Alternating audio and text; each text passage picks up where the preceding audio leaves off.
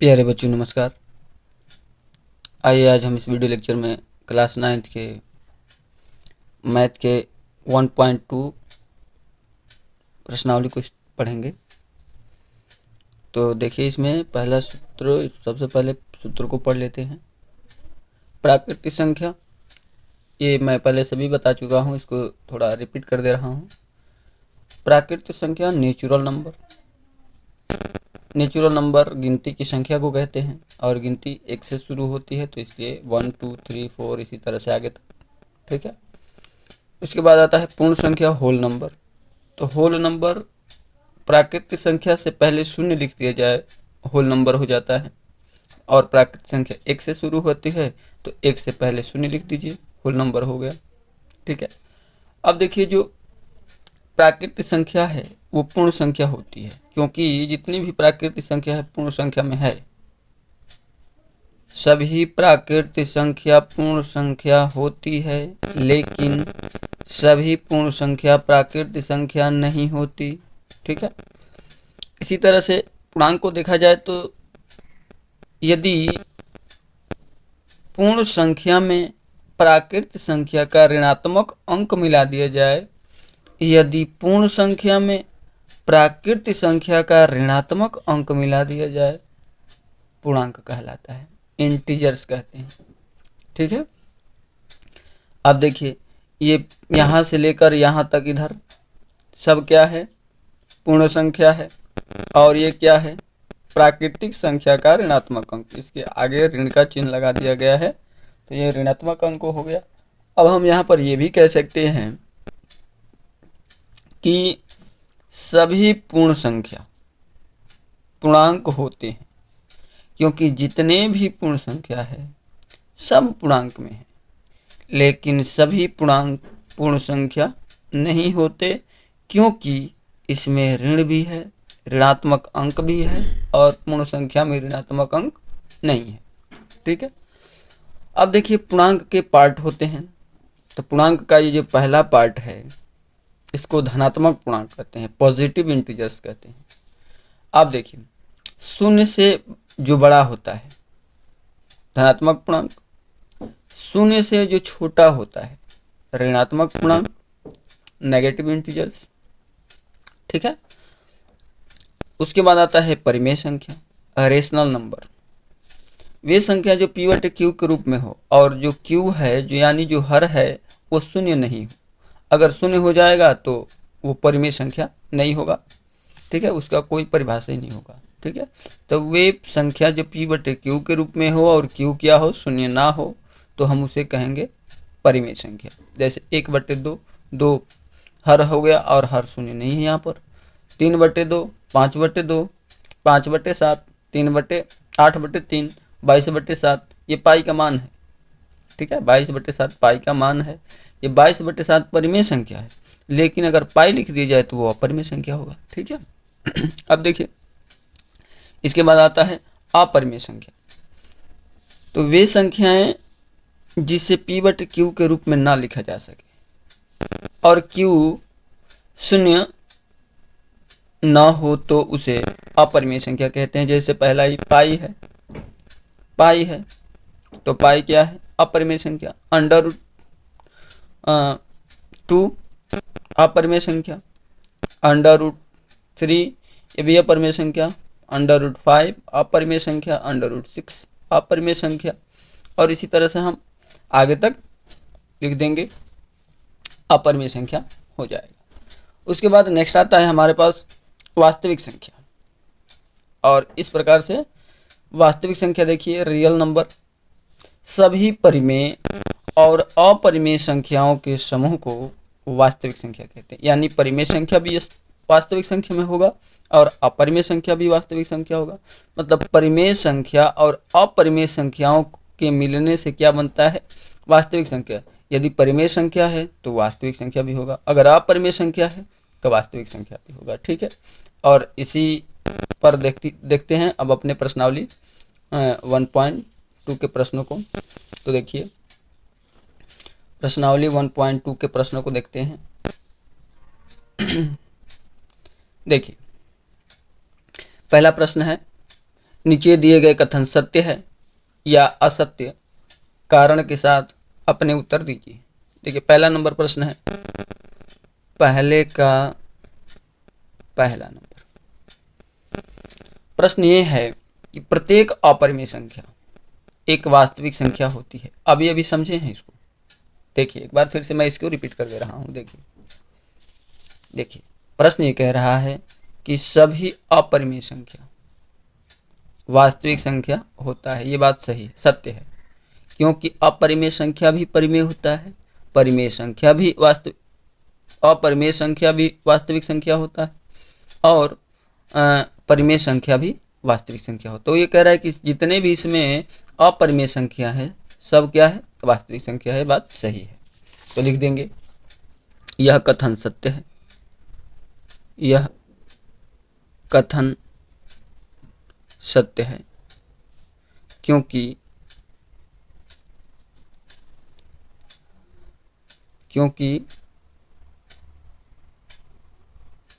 वास्तविक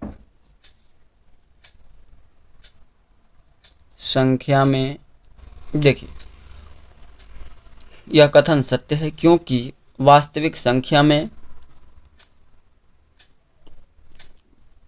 परिमेय तथा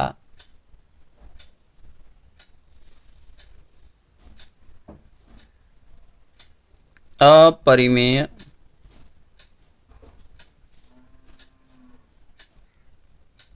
संख्याएं होती है। ठीक है, वास्तविक संख्या में ये कथन सत्य है क्योंकि वास्तविक संख्या में परिमेय तथा अपरिमेय संख्याएं भी होती है। ठीक है, यानी अपरिमेय संख्या हो या परिमेय संख्या हो, वो क्या होंगी, वास्तविक संख्या होगी। देखिए एक बार यहाँ से फिर से समझा दे रहे हैं। वास्तविक संख्या जो है इसके साथ अपरिमेय भी होंगी और परिमेय भी होंगी। तो केवल इस यहाँ पर पूछ रहा है कि प्रत्येक अपरिमेय संख्या, तो देखिए जो प्रत्येक अपरिमेय संख्या वास्तविक संख्या है ना, अगर परिमेय कहता तो भी वास्तविक संख्या होती। ठीक है, देखिए अगला प्रश्न दूसरा प्रश्न ये कह रहा है कि संख्या रेखा का प्रत्येक बिंदु √m के रूप का होता है जहां m एक प्राकृतिक संख्या है।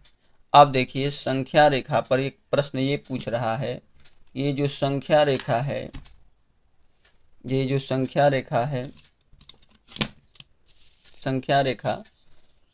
देखिए इधर मैं खींच दे रहा हूं, यहाँ पर थोड़ा सा मैं बस समझ लेना है।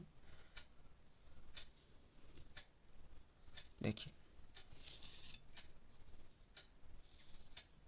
ये देखिए संख्या रेखा है 0 1 2 3 -1 -2, बहुत है, इतना सफिशिएंट है। अब देखिए प्रश्न ये कह रहा है कि संख्या रेखा का प्रत्येक बिंदु, तो देखिए संख्या रेखा की परिभाषा होती है कि पूर्णांकों को निरूपित करने वाली रेखा को संख्या रेखा कहते हैं। यानी इस संख्या रेखा पर जितने भी अंक होंगे सब के सब पूर्णांक होंगे। ठीक है, क्या होंगे, पूर्णांक होंगे। तो देखिए कह रहा है कि संख्या रेखा पर प्रत्येक बिंदु, तो जितनी भी प्रत्येक बिंदु है सब क्या है, पूर्णांक है। तो कह रहा है कि √m के रूप की है। ठीक है, ये जितने भी संख्याएं हैं सब क्या है, √m के रूप की है। कह रहा है कि जहां m एक प्राकृतिक संख्या है। अब देखिए यहाँ पर ये कह रहा है कि √m के रूप की है, तो देखिए लेकिन ये कह रहा है कि जो m है, ये m है वो क्या है, प्राकृतिक संख्या है, नेचुरल नंबर है। ठीक है, ये m क्या है, नेचुरल नंबर है। अब ध्यान दीजिए संख्या रेखा पर जो भी अंक लिखे जाते हैं वो सब अंक क्या होते हैं, पूर्णांक होते हैं। लेकिन सभी पूर्णांकों को यहाँ पर कह रहा है, यहाँ पर जो अंडर रूट दिया है √m, तो कह रहा है कि √m जो है जितनी भी अंक है वो √m के रूप का है। जितने भी यहाँ पर अंक बिंदु लिखे गए हैं सब अंडर रूट एम का है, लेकिन जो एम है वो क्या है, प्राकृतिक संख्या है। तो देखिए हम लिखेंगे कि यह कथन असत्य है। देखिए कैसे, क्योंकि देखिए अगर हम अंडर रूट 1 का वर्गमूल करते हैं तो 1 आ जाएगा, प्राकृतिक संख्या तो आ जाएगा, हो जाएगा। अगर अंडर रूट 4 करते हैं तो इसका भी आ जाएगा, ठीक है। यदि अंडर रूट 9 करते हैं तो इसका भी हो जाएगा, लेकिन अंडर रूट 0 करेंगे तो इसका भी तो होगा, लेकिन ये पूर्णांक प्राकृतिक संख्या 0 नहीं है, ठीक है। अंडर रूट -1 करेंगे, ये भी जो m है, जो -1 है वो क्या है, प्राकृतिक संख्या नहीं है। तो लिखेंगे कि यह कथन असत्य है। लिखेंगे यह कथन असत्य है, क्योंकि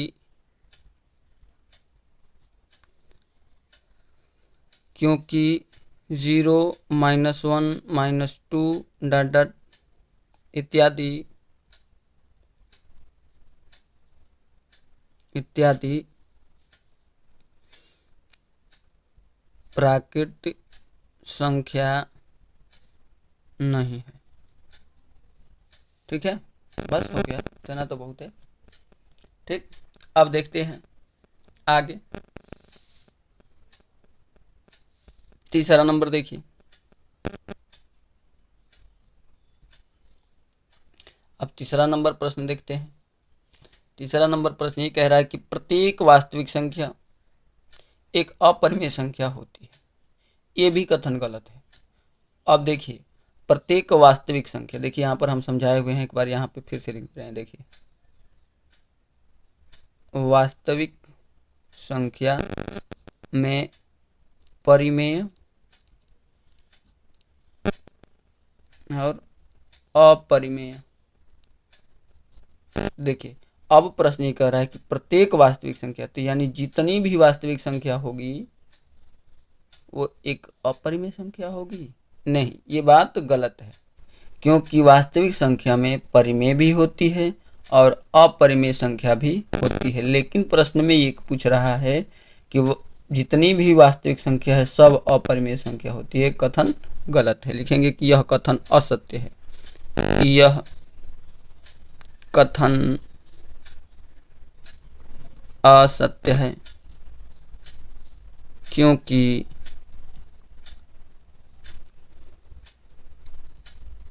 वास्तविक संख्या में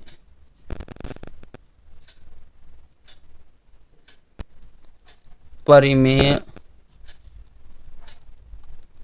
संख्या भी होती है, ठीक है। परिमेय संख्या भी होती है और परिमेय संख्या अपरिमेय संख्या नहीं हो सकती, ठीक है। और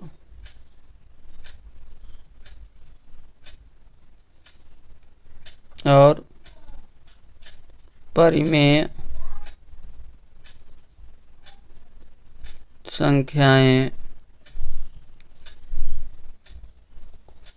अपरिमेय नहीं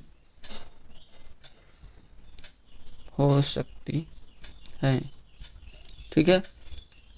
ये कथन इस तरह से क्या हो गया, असत्य हो गया। यानी यहाँ पे 2 3 4 परिमेय हो गया, √2 √3 √5 अपरिमेय हो गया।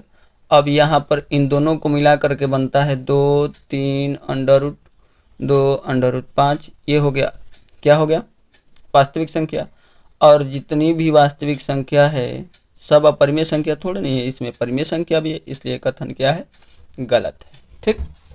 अब देखते हैं आगे। अब देखिए दूसरा नंबर प्रश्न।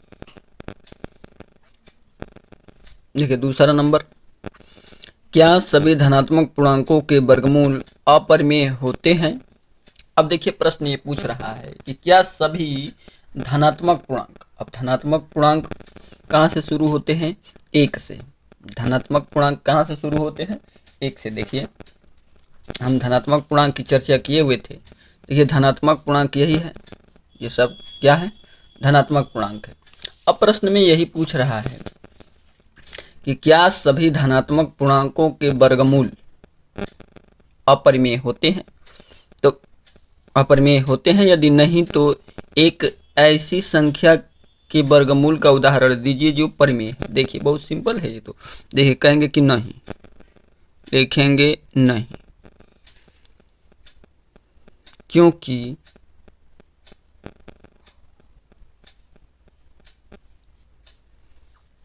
क्योंकि अंडर रूट 2 का वर्गमूल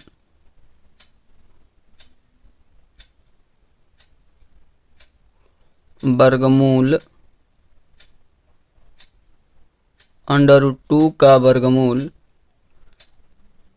एक अपरिमेय संख्या है, एक अपरिमेय संख्या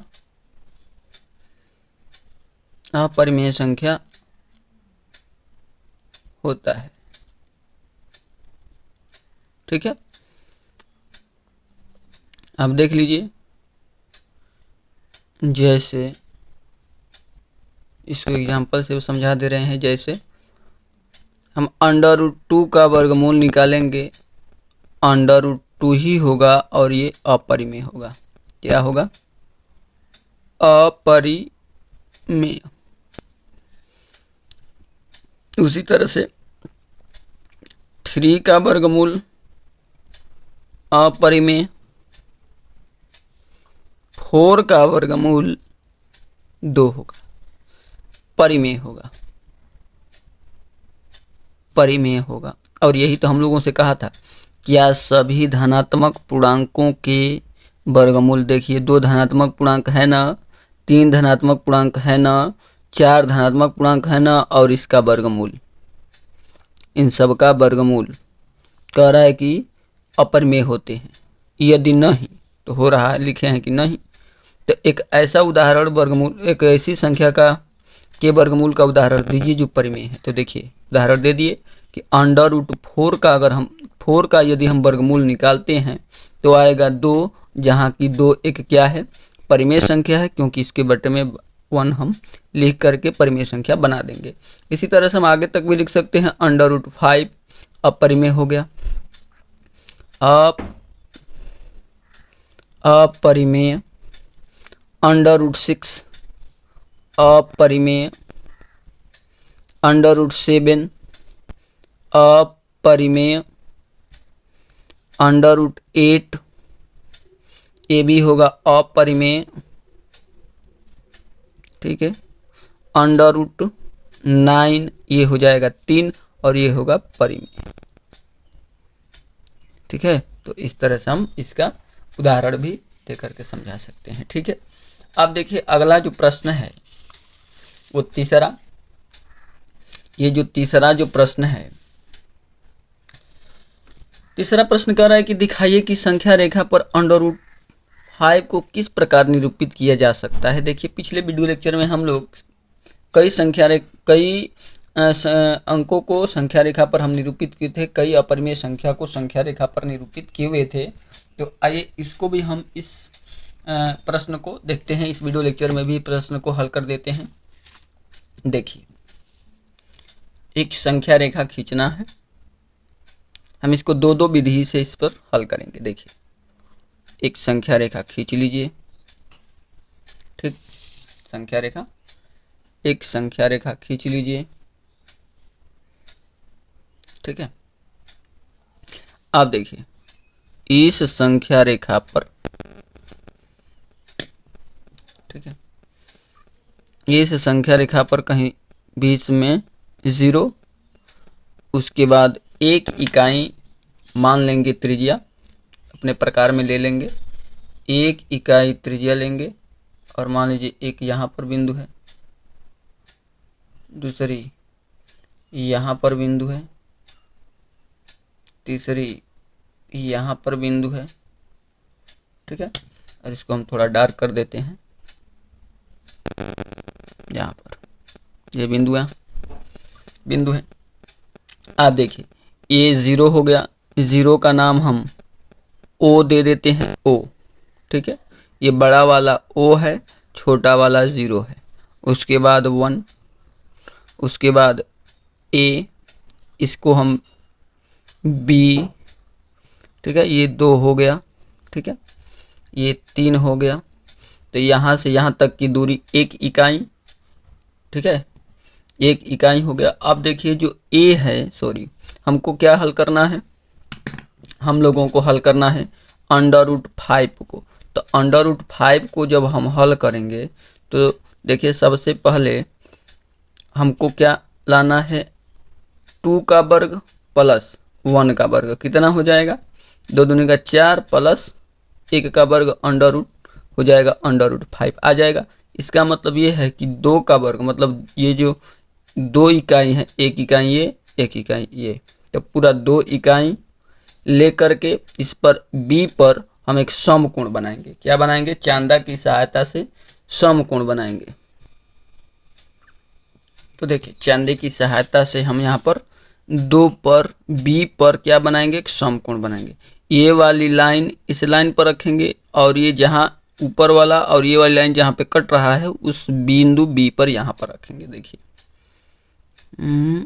यहाँ पर ऐसे, ठीक है, देखिए, और यहाँ पर समकोण बनाएंगे।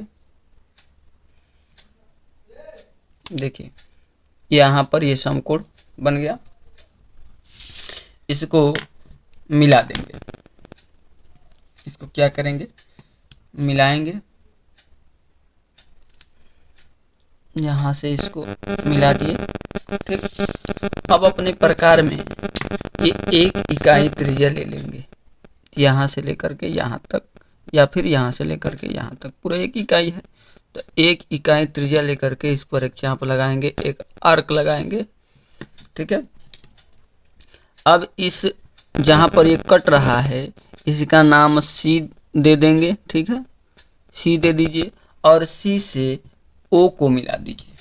सी से किसको मिलाना है, ओ को मिला देना है।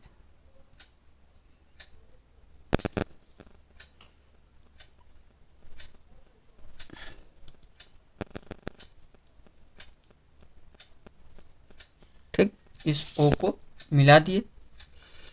अब देखिए यहाँ पर बन गया समकोण, ये हमारा था 1 इकाई, ठीक है, कितना था, 1 इकाई, ये 1 इकाई हो गया, ठीक है। तो ये हमारा हो गया,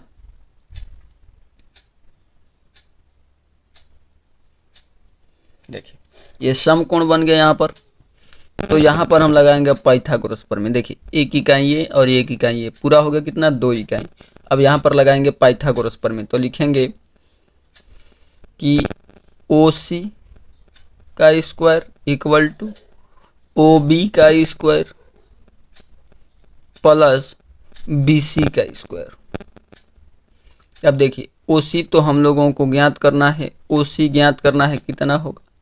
अब देखिए यहाँ पर OB कितना है, 1 इकाई ये और 1 इकाई ये, कितना हो गया, 2 इकाई। तो 2 का वर्ग प्लस BC कितना है, 1 इकाई, तो लिखेंगे 1 का वर्ग। अब OC equal to OC square equal to 2 दूनी का 4 और 1 का वर्ग 1, OC स्क्वायर इक्वल टू 5 और OC equal to under root में 5, क्योंकि जब वर्ग बराबर के दूसरी ओर जाता है तो वो अंडर रूट बन जाता है, ठीक है। तो ये आ गया अंडर रूट कितना, 5।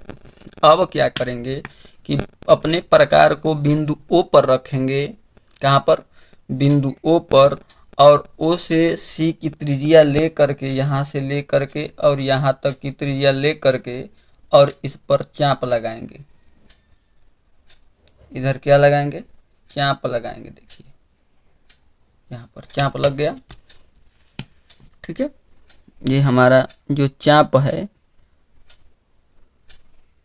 ये हम चाप लगाएंगे और जहाँ पर ये कट रहा है इसको बिंदु P का नाम देंगे या कुछ भी आप लोग देख सकते हो, और यही P क्या होगा, अंडर रूट 5 होगा। ठीक है, तो हम एक तो इस प्रकार से हल कर सकते हैं और नहीं तो दूसरे तरीके से देख लीजिए। सबसे पहले तो एक रेखा खींच लेंगे, रेखा खींच लिए, इस पर हम यहाँ कहीं 0, उसके बाद 1 इकाई त्रिज्या लेंगे, 1 इकाई त्रिज्या लेकर के इस पर चाप लगा देंगे। अपने हिसाब से, अपने मर्जी से जितना मर्जी करे चाप लगा सकते हो। ठीक है, चाप लगा लिए। देखिए यहाँ पर चाप लग गया। इसका नाम O, इसका नाम A,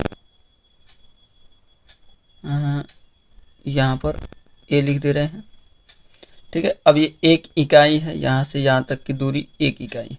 अब फिर वही काम करेंगे। अब A पर क्या बनाएंगे, A पर क्या बनाएंगे, एक समकोण बनाएंगे। अब यहाँ पर A पर ही समकोण बना देंगे। ठीक है, A पर समकोण बना करके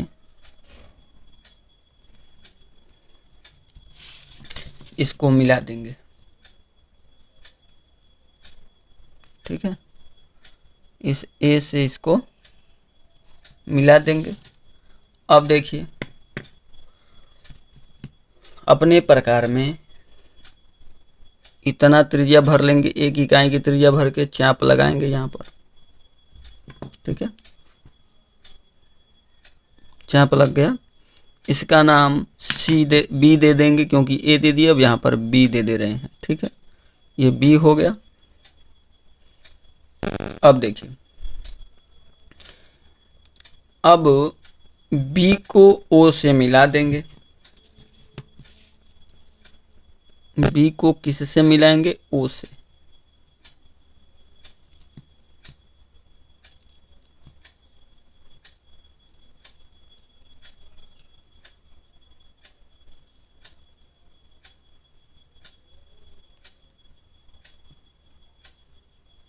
ठीक है, इस B को O से मिला दिए। क्लियर। अब देखिए अब इसको यहाँ से निकाल देंगे तो कितना आ जाएगा, निकालिए। यहाँ से ये हो गया 1 इकाई और ये 1 इकाई है, इसको निकालेंगे तो देखिए निकाल लेंगे OB का square is equal to OA का स्क्वायर, OA का स्क्वायर प्लस AB का स्क्वायर आएगा √2। देखेंगे OB का स्क्वायर, OA कितना है, 1 का वर्ग, और AB कितना है, 1, तो 1 का वर्ग। ठीक है, अब देखिए OB स्क्वायर 1 का वर्ग 1 प्लस 1 और OB स्क्वायर इक्वल टू हो गया 2। OB बराबर बताइए कितना होगा, √2, क्योंकि वर्ग जब इधर आएगा तो अंडर हो जाएगा, तो यहाँ से हो गया, ये हो गया √2। लेकिन हमको हल करके लाना क्या है, √5 संख्या रेखा पर दिखाना है, ये दिखाना है। अभी तो √2 आया है। अब क्या करेंगे, तो देखिए ये जो बिंदु B है ना, बिंदु B, इस बिंदु B पर अपने प्रकार को रखेंगे, मतलब अपने प्रकार को रखकर अब इस पर एक समकोण बनाएंगे। देखिए यहाँ से ऐसे,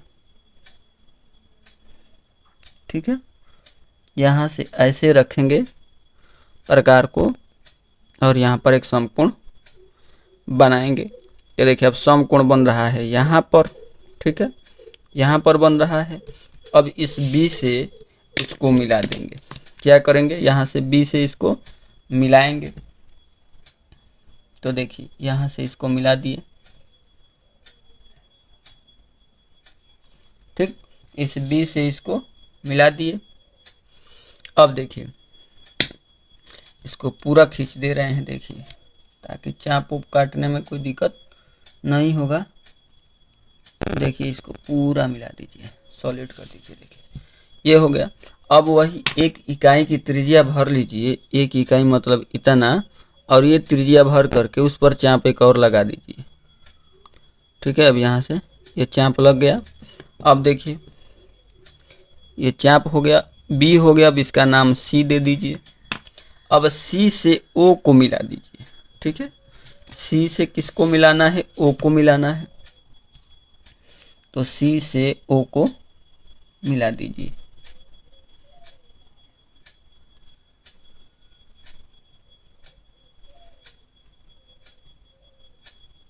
ठीक, सी से ओ को मिला दीजिए। अब देखिए यहाँ पर समकोण बन रहा है। तो ये हो गया और ये हो गया और ये देखा ज्ञात करना है, ये एक इकाई है। तो फिर इसमें त्रिभुज ओ बी सी में लिखेंगे त्रिभुज ओ बी सी में। ठीक है, ओ बी सी में तो लिखेंगे ओ बी सी में कोण बी बराबर 90 अंश, कोण बी बराबर 90 अंश। तो लिखेंगे कि ओ सी का square equal to O B का स्क्वायर प्लस बी सी का स्क्वायर। ठीक है, ये हो गया। अब देखिए बी सी का स्क्वायर हो गया तो ओ सी का स्क्वायर, ओ बी कितना है? ओ बी देखिए अंडर रूट टू का स्क्वायर प्लस बी सी कितना है? 1 का स्क्वायर। अब यहाँ से अंडर रूट 2 वर्ग से अंडर रूट खत्म तो हो जाएगा 2 + 1 ओ सी स्क्वायर इक्वल टू हो गया 3। ओ सी इक्वल टू हो गया अंडर रूट 3, क्योंकि वर्ग जब इधर आएगा तो अंडर रूट 3। अब यहाँ से हो जाएगा अंडर रूट 3। अब देखिए ये भी हमको लाना है अंडर रूट 5, लेकिन आया है अभी अंडर रूट 3। अब क्या करेंगे? फिर सी पर एक समकोण बनाएंगे। किस पर? सी पर। देखिए इस सी पर क्या करेंगे? एक समकोण फिर से बनाएंगे। बनाइए। अब देखिए यहाँ पर बन गया। अब यहाँ पर बना तो इसको मिला देंगे। क्या करेंगे? मिला देंगे। देखिए मिला दिए। मिलाने के बाद फिर एक इकाई त्रिज्या लेंगे, यही त्रिज्या लेंगे और इस पर चाप लगाएंगे। और ये सी था तो इसको डी का नाम देंगे। अब देखिए डी को ओ से मिला देंगे। डी को ओ से क्या करेंगे? मिला देंगे। डी को ओ से मिला दीजिए।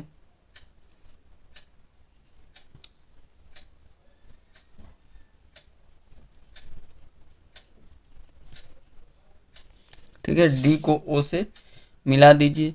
अब यहाँ पर फिर एक समकोण बन रहा है और ये एक इकाई है, एरिया अंडर रूट 3 है। तो अब इसको निकालिए त्रिभुज ओ सी डी में। त्रिभुज ओ सी डी में कोण डी सी बराबर 90 अंश। तब लिखेंगे O D square equal to O C square plus C D square. अब देखिए O D square equal to under root 3 का वर्ग प्लस 1 का वर्ग, क्योंकि 1 है। तो O D square equal to हो गया 3 + 1, क्योंकि ये कट जाएगा। यहाँ से हो जाएगा O D equal to, direct लिख दे रहे हैं अंडर रूट 4 होगा 2। तो ये आ गया 2, लेकिन हमको लाना है अंडर रूट 5। ये भी अभी सही नहीं है। फिर डी पर क्या बनाएंगे? एक समकोण बनाएंगे। अब देखिए फिर से डी पर क्या करेंगे? एक समकोण बनाएंगे। बनाइए डी पर एक समकोण। देखिए अब यहाँ पर समकोण बनेगा। ठीक है, फिर इसको डी से क्या करेंगे? मिला देंगे। डी से इसको क्या करेंगे? मिला देंगे। डी से इसको मिला दीजिए। फिर अब एक इकाई त्रिज्या ले लीजिए, प्रकार से चाप काट दीजिए, क्योंकि देखिए एक इकाई ही है। ठीक, डी नाम दिए थे, अब इसका नाम ई दे दीजिए। अब देखिए ई से ओ को मिला दीजिए। ई से क्या करेंगे? ओ को मिला देंगे। ई से ओ को मिलाएंगे। ठीक, ई से ओ को मिला देंगे तो फिर अब यहाँ पर एक समकोण बन रहा है, ये एक इकाई है। ठीक, अब देखिए फिर यहाँ पर समकोण त्रिभुज पाइथागोरस प्रमेय लगाएंगे। त्रिभुज ओ डी ई में, त्रिभुज ओ डी ई में कोण डी बराबर 90 अंश समकोण है, तो लिखेंगे ओ ई का स्क्वायर, ओ ई का स्क्वायर बराबर ओ डी का square plus C D E का स्क्वायर, डी ई का स्क्वायर। अब देखिए ये हो गया 2 तो हो जाएगा 2 का वर्ग, ये हो गया 1 तो ये हो गया 1 का वर्ग, ये हो गया ओ ई का स्क्वायर, तो O E equal to 4 + 1, O E square equal to 4 + 1, O E is equal to 4 + 1 हो गया 5, O E equal to under root में 5। अब यही हमको लाना था अंडर रूट में 5, आ तो गया, लेकिन हमको दिखाना है संख्या रेखा पर कहाँ होगा। तो अब क्या करेंगे, ओ ई त्रिज्या लेंगे, ओ से लेकर के ई तक क्या करेंगे, चाप को खोलेंगे। देखिए, और यहाँ से अपने प्रकार को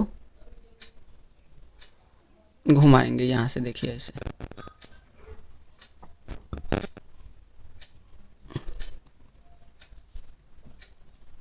देखिए ऐसे,